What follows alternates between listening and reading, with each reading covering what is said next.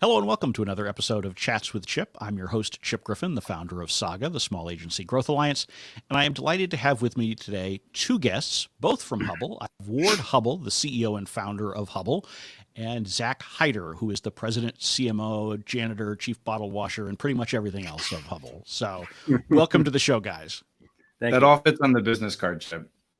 I hope it's all printed right there. If not, you should get new ones printed up that match up what I just said so that we're consistent. But Yep. We're going to have an interesting conversation over the next two episodes here because we're going to be talking about some of the transitions that have gone on at Hubbell over the last couple of years. Ward, obviously, you're the founder. We'll talk about the founding story in episode 1 and your decision to bring in Zach to be that president, CMO, chief bottle washer, and everything else, and how you came to that decision, how you decided to settle on Zach. And then in episode 2 of this two-part series, we'll talk with Zach about some of the lessons he's learned because he's got an interesting background, having been in the agency space himself, both within an agency, but also as an advisor to many agencies. So lots to dig into. And so with that, I'm going to shut up and I'm going to let you start by introducing yourself. And then in episode 2, Zach, will let you give your introduction in that one. Okay. I'm Ward Hubbell, founder and CEO of Hubbell Communications. We're a public affairs and public relations firm headquartered here in Portland with an office in Seattle. I started the business 19 years ago after a corporate career. And, I'm in the process now of working with Zach to make sure this company lives on beyond me. So let's start with that founding story because I always find that interesting. Mm-hmm. Why did you decide to start an agency? Well, a couple of reasons. I had been in the corporate world for 10 years, and I just knew that I was going to thrive and function better if I were not relying on someone else for a job and identity. I'm just that way. You just kind of know if you're the kind of person who's going to do better on his own than working for somebody. So that was number one. Number two was we had moved out. I was 37 years old, and we had moved out to Portland for me to take a pretty big corporate job at the time. And we had gotten dug in and started having babies and didn't want to leave. And I knew that if I were to continue in the corporate world, that probably meant I was going to have to move somewhere else, and we just didn't want to. So I just decided I was going to be successful or I was going to starve to death. And that was the only two choices. When those are the only two choices you have, it's pretty easy. Yeah. Well, it's good that you chose not to starve to death because thank you. Yeah. Because this would be a really weird episode in that case. So, so did you originally set out to build what I'd call a proper agency, or did you start just sort of freelancing and it mushroomed from there? Okay, Zach's gonna smile here when I start talking. So I have nothing other than to do but smile as I listen to you hear you tell these stories, my friend. So I'm not a big planner, and I'm not a kind of process person, do it by the book and had some big strategic plan. I'm kind of a bust on up in there and make it work kind of guy. And so I didn't have a plan other than I just wanted to make a living doing PR. And I just took opportunities when I saw them and created them when I didn't see them. And got to a place, pretty good place where we're, one of the major firms in the region. And but it didn't come from a lot of planning, and that's probably what we're going to start talking about here in a minute when we start talking about Zach. But yeah, that was. I just wanted to have my own business. Yeah. Well, I think your experience isn't that different from a lot of the agency owners that I talk with, in that they didn't have a concrete plan of how they were going to develop the business. But I guess my question to you would be, how did the business grow and evolve? Did you have sort of sudden overnight success and you just kept adding headcount? Yeah. Was there some inflection point along the way? Talk to me a little bit about how you've gotten from here to there or there to here, I guess, over the last 19 years. So I would say that's a good question. I would say that if I'm good at anything, I'm a connector. I'm kind of like water. I seep into every crack I can find, and most of the and I've always done that, and not because I'm trying to be opportunistic or anything like that. It's just that's just my nature. And so I know a lot of people, and I make it my business to know a lot of people. And what I did was just start with the people I knew. I always tell people when they're thinking about doing this, I say, go get the easy stuff first. Find work that inner circle and build out from there. So the way this business got to where it is today, pre-Zach, is just my persistence and my ability to get out there and really connect with people and find opportunities and bring them in. That's kind of how it worked. And obviously, at some point along the way, you said, I need to bring in someone like Zach to help me out and continue to pull this ball forward. And so, talk to me about the thought process that you went through. Was there an aha moment where you said, "This is what I need to do," or is it just sort of, you've progressed along and you want to move to the next stage? Where did that come from? Well, I said I wasn't a planner, but this is one thing that I planned on, and pretty much from the day I started, I started thinking about succession. I started thinking about how will I monetize this? How will I get out of it? How will I hand it over or whatever? And so it was a priority. It's been a priority for the whole time we've been in business. I didn't know what I was looking for. And I learned more about what I was looking for by finding what wasn't going to work. I went through several cycles of people and possibilities, and I learned a lot about what I didn't need and want, and it wasn't. And so by the time I met Zach as my business coach, I don't know, Zach, what, 4 or 5 years ago, whatever that was, long time. Yeah. I started thinking, wait a minute, this guy's a builder, right? So I'm a starter, but I'm not a builder. Zach's a builder. And I started seeing that okay, he had processes, he had plans, he was a planner and a person who has I keep using the word plan, but a person who's got a game plan and who can take a company and scale it. To scale a company, you've got to have processes and procedures, and you've got to have a very deliberate growth plan. And that's just not me. I'm a starter, and so I can get it going and I can get it to a certain level.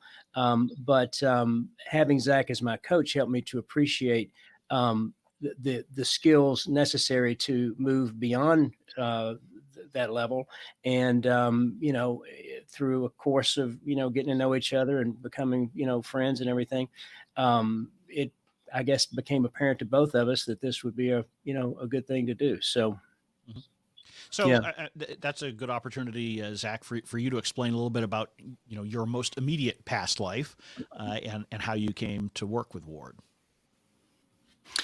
Well, the story of Ward and I meeting, Chip, is actually kind of an interesting one. And I'm going to tell you the personal, professional story, and then we'll talk about the professional part of that question.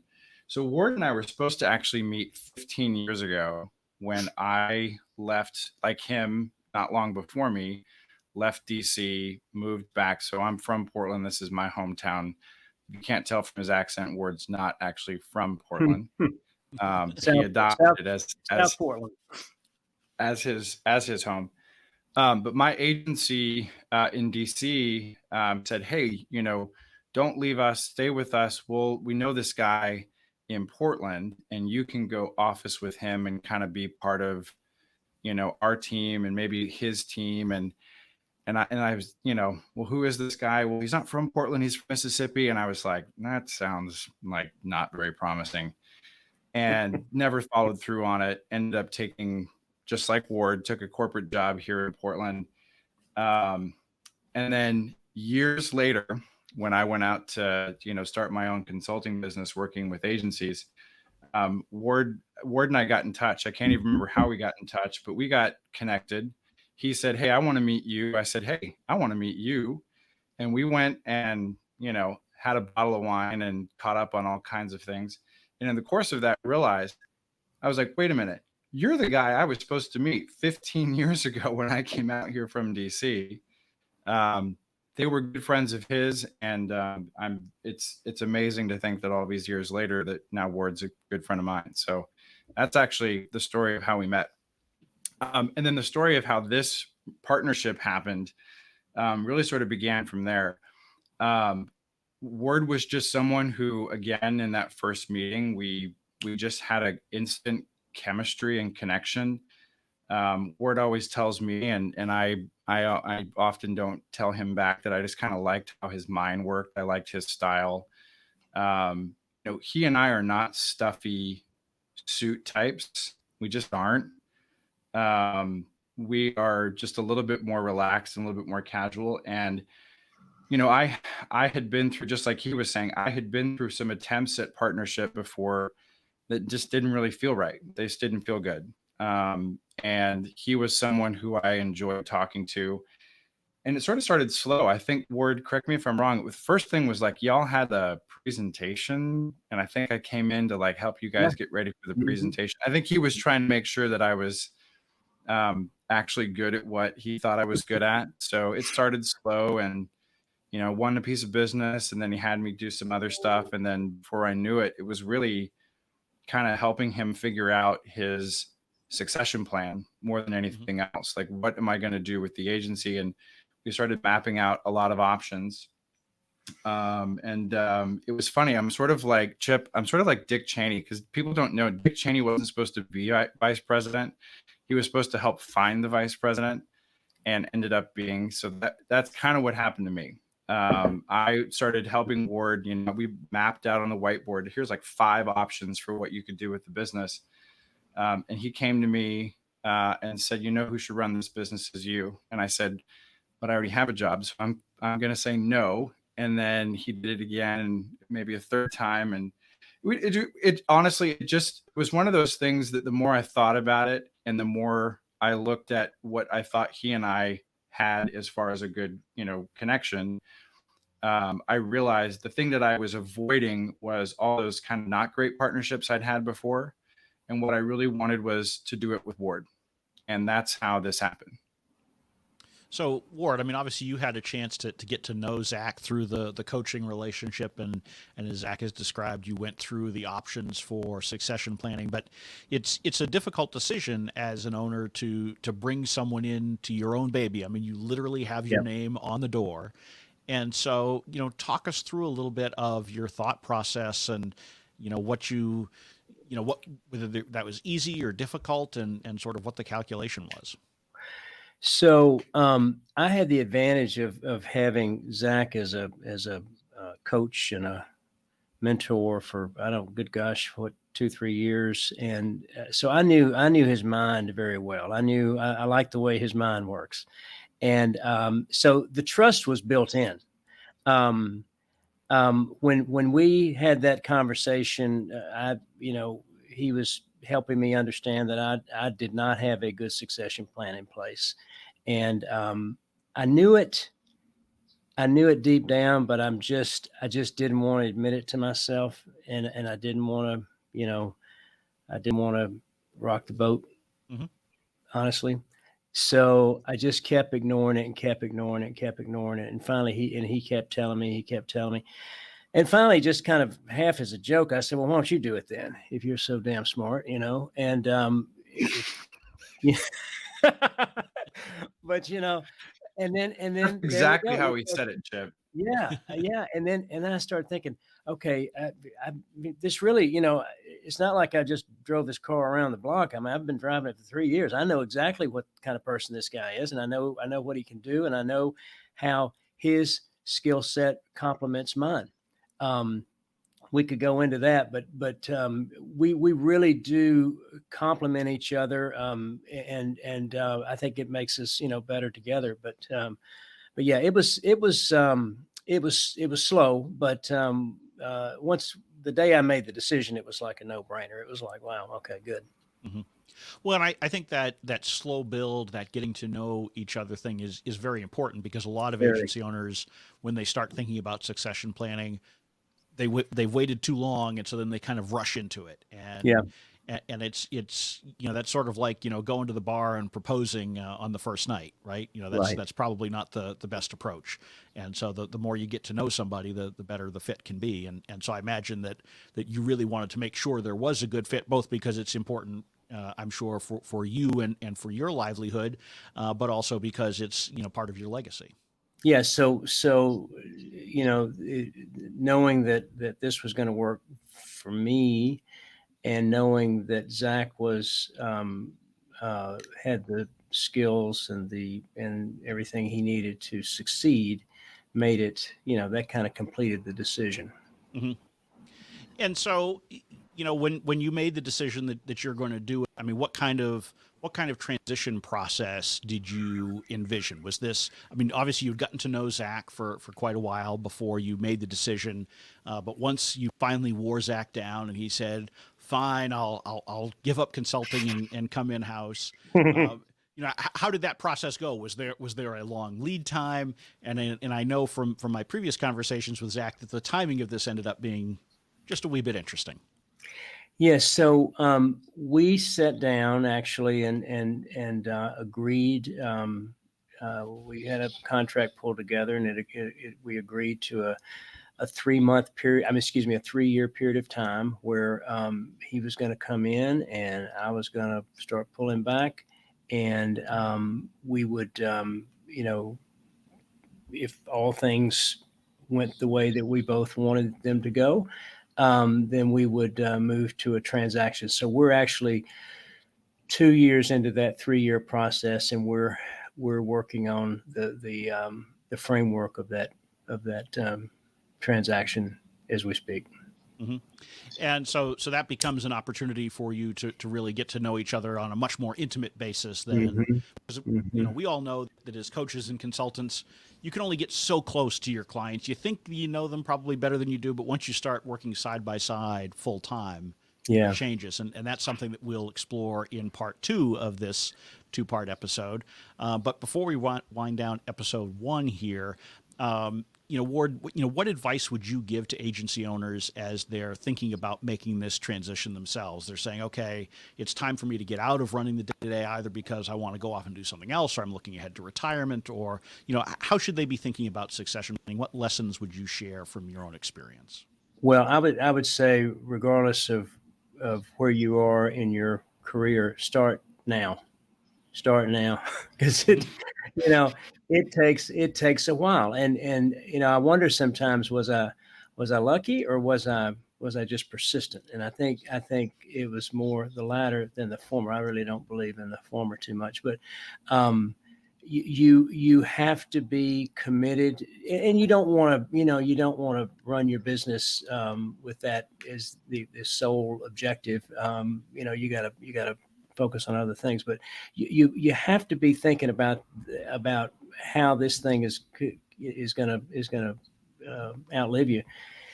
And so I'd say start early, and I would also say start slowly. Get to know the person, work with the person, make sure that you're not trying to find a exact replica of yourself. You're trying to find someone who can build on what you've built, and usually that means you got a person whose skill set's different from yours that you're looking for. So that's an important thing to do. If I had, for example, if I had gone out and hired myself, so to speak, I would have hired a starter, a hip shooter starter kind of person, and that would have been okay. But I don't think the business would have grown much beyond where it was when we started, versus finding someone whose skills complement mine and who is a builder and a strategist and a planner and a person who can take something good and make it better. Mhm. Well, and I think that's great advice, whether you're talking about succession planning or just, building your team out in your small Sure. agency. It's important to have complementary skill sets as opposed to just trying to look in the mirror because, frankly, most of us would probably go bonkers if we had to deal with ourselves every day. So You're right. it's useful to Yeah. have someone that's perhaps a little bit different. Well, this has been a great start to the conversation. Ward, if someone wants to learn more about Hubbell, where can they go? They can go to thinkhubbell.com, think like with your brain, Hubbell, Hubbell.com. And probably more than you want to know is on there. So go take a look. Great. Well, I want to thank you both for joining me for this first of two parts, and we will have both Ward Hubbell and Zach Hyder back next week for the second part of this episode. Thanks for joining us. Thank you.